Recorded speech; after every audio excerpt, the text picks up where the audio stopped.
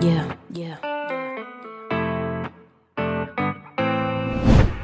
Okay, folks, so we're back. James and I, the next game, we're going to talk about Netherlands take on Argentina. And a classic match. This is always a big one between these two teams. The last time they met at the World Cup, they were separated only by penalties.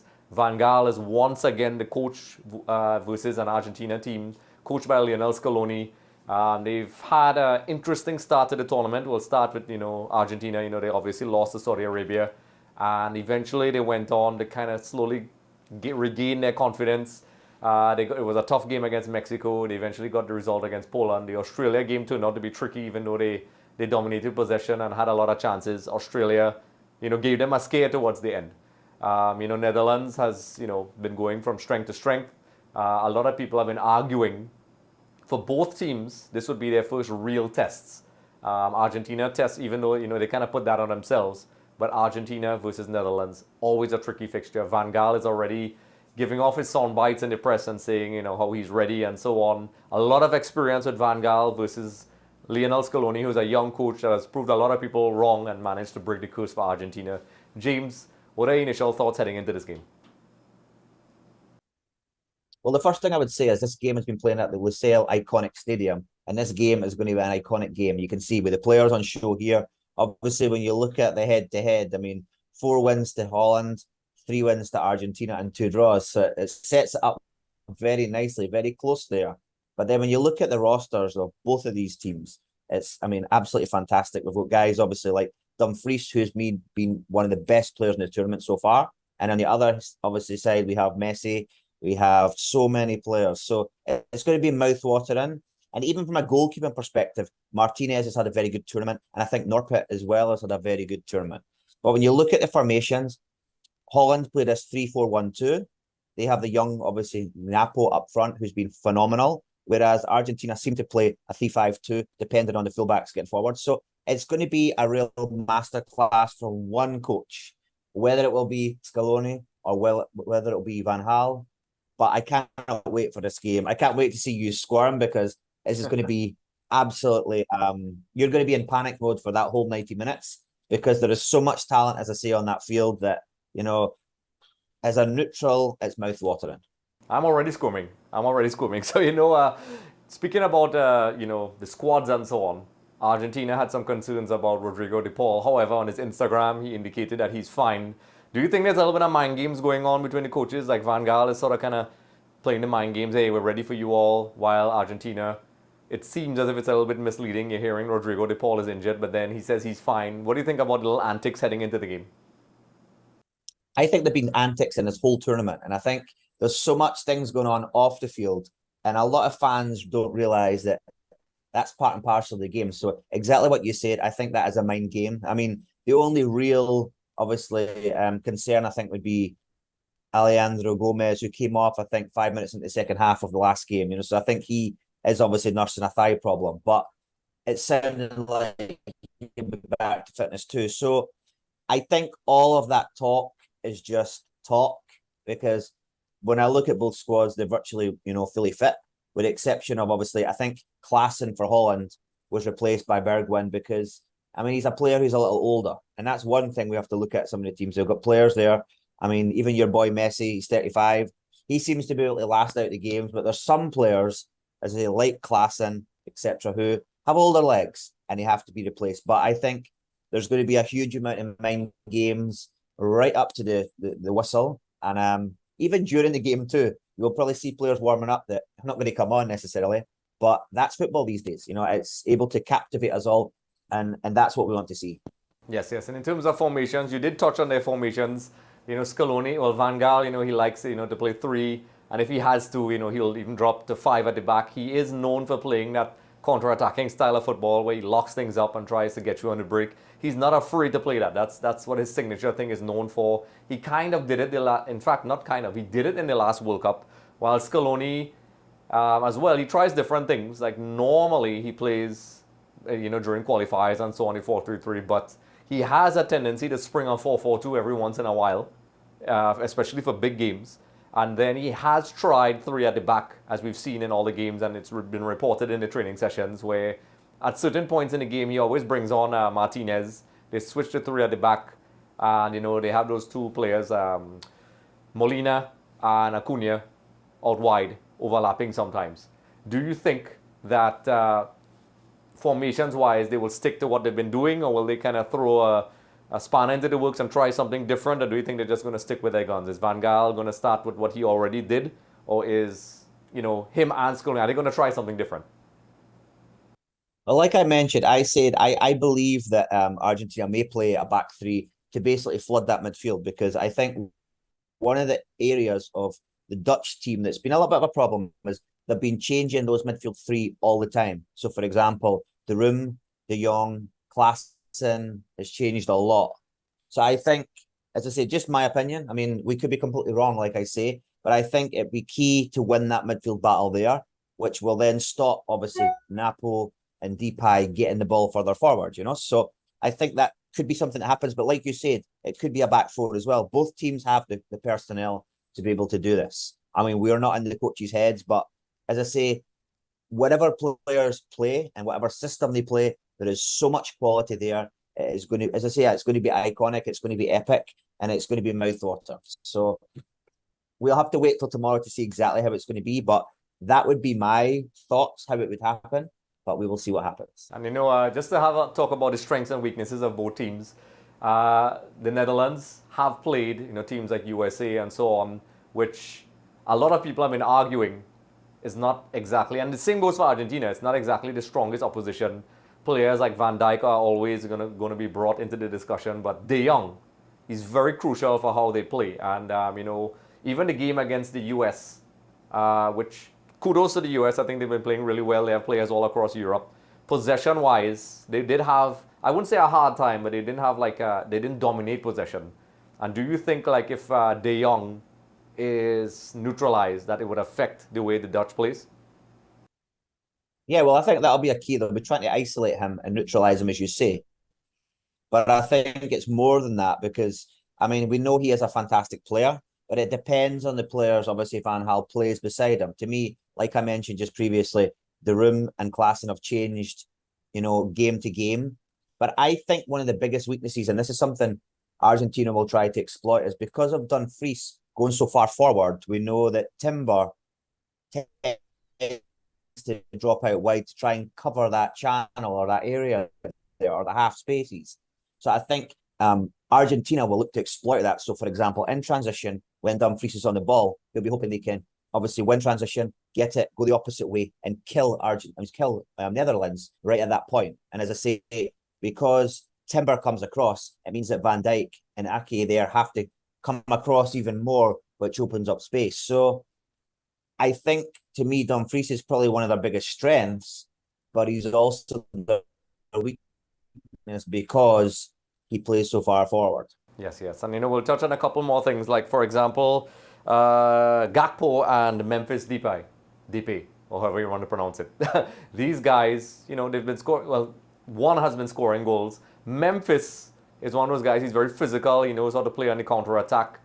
Do you think, and we kind of touched on this already, that they will be able to handle the back three or maybe the back four of Argentina with their style of play? Because for the reason why I asked that, they played against USA, and I think they did well in their group stages, but do you think they could step it up now and handle the physicality? Because more than likely, I'm just guessing, I could be wrong, they'll be playing on a counter-attack. Do you think because of Memphis's characteristics, he'll be able to kind of capitalize on a possible high line of Argentina?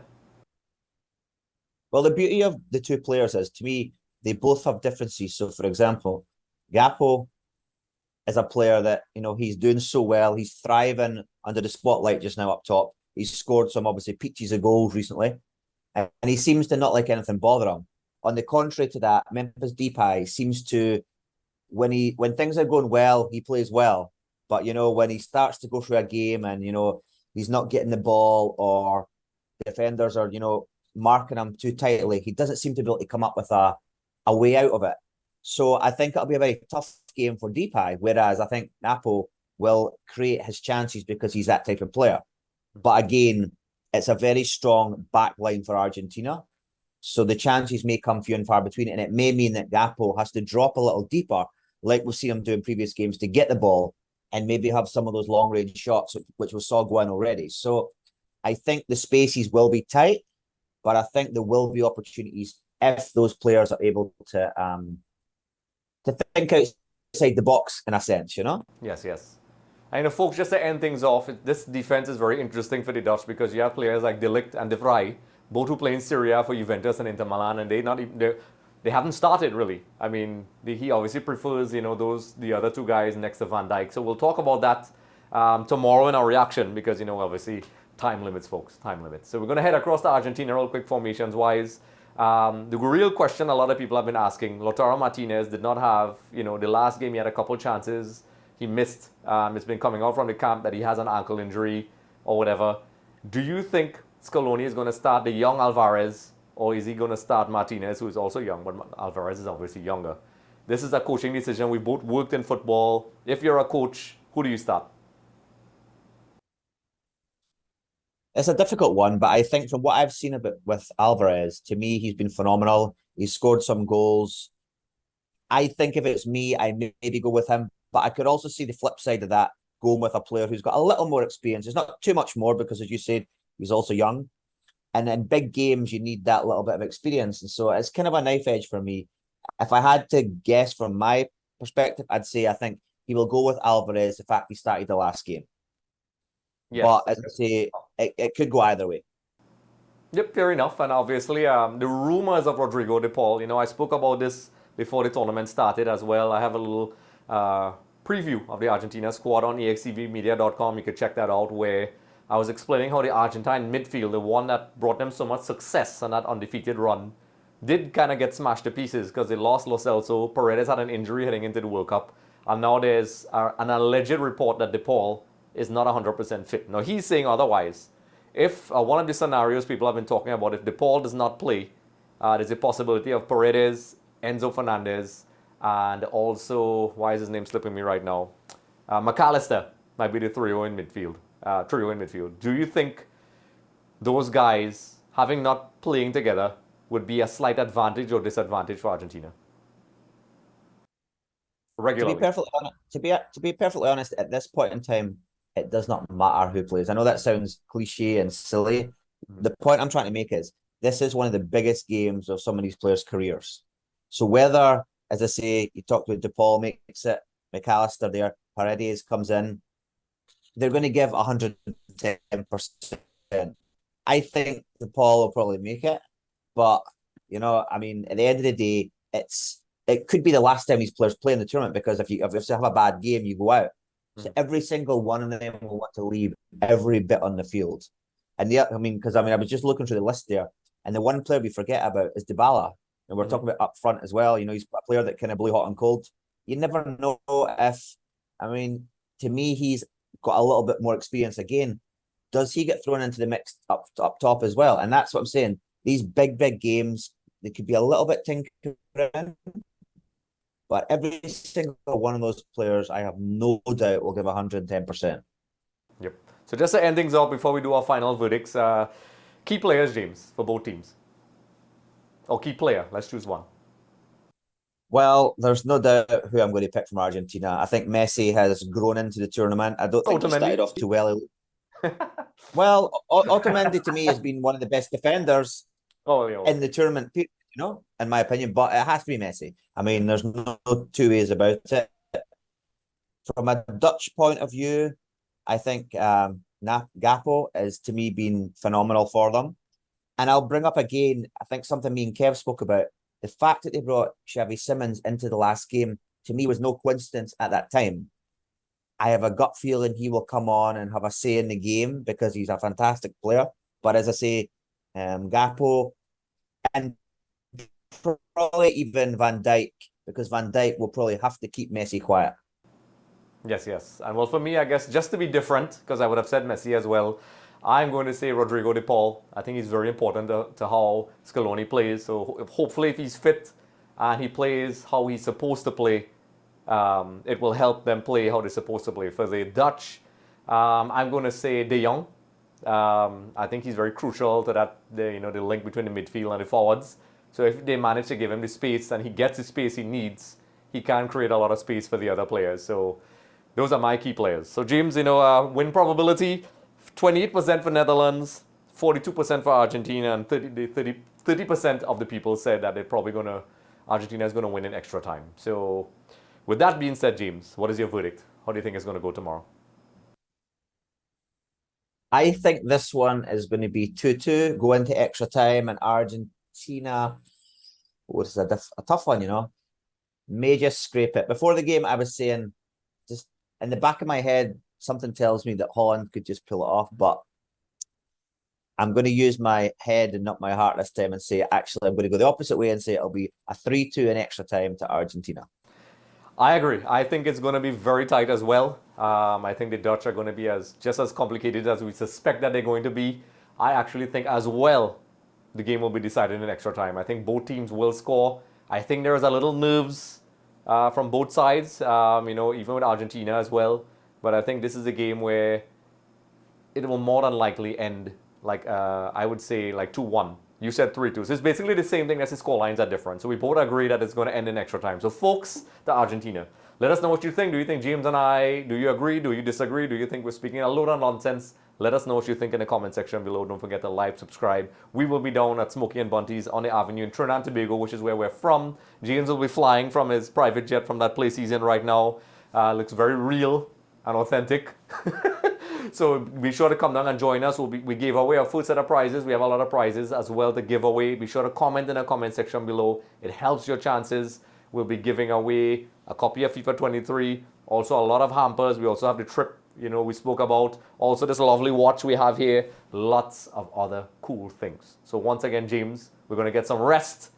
We've been needing some rest. The games are going to kick off from tomorrow, and we'll definitely be here for the games afterwards. We'll be doing our post-match. Be sure to like and subscribe to that. We'll be on the local TV stations. James, tell them the TV stations will be on. Well, we will be on our friends QNN Sports in Suriname and our friends here in Trinidad and Tobago, M&E Television in Trinidad and Tobago as well. So that's on Flow and Digicel and all the other stations in between. So, and then obviously our normal EXTV on YouTube as well.